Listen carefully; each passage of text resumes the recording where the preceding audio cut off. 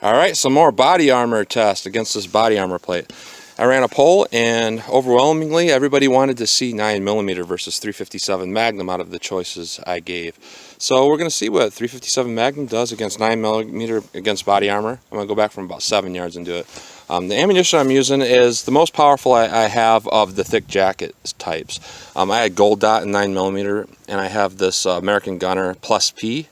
And it's about the same power between the two. However, the +P is an XTP bullet, so it's got a little bit thicker jacket than the gold dot.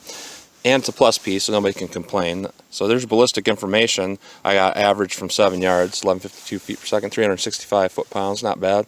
The 357, that's the most powerful ammunition I have in 357 Magnum currently, which is a 158 grain, got an average of 1266 feet per second from 7 yards, 562 foot-pounds energy. So that's going to be basically about what the ballistics are going to be when they hit this from 7 yards.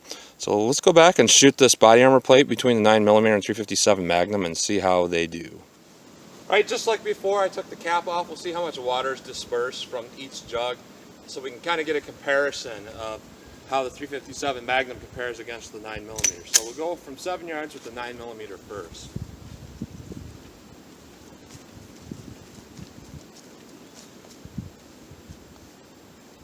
Alright, 9mm.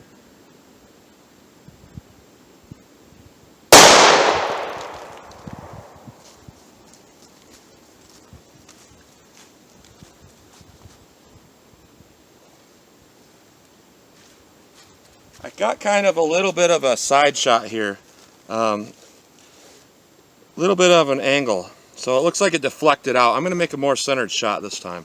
Alright, we'll try that again, 9mm.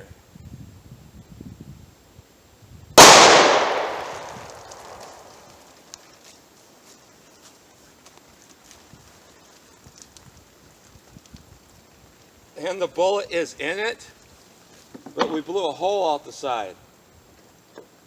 This is quite interesting. Here's a big old hole. Okay, but the bullet is in there. The bullet is in the body armor. Right here, I can see the bullet. And it bulged out the back. There's no damage out the back, as far as other than a little bulge, but somehow the impacting force of that 9mm +P round actually busted open that jug. I was not expecting that. So let's see what the 357 Magnum does. Alright, 357 Magnum. 158 grain.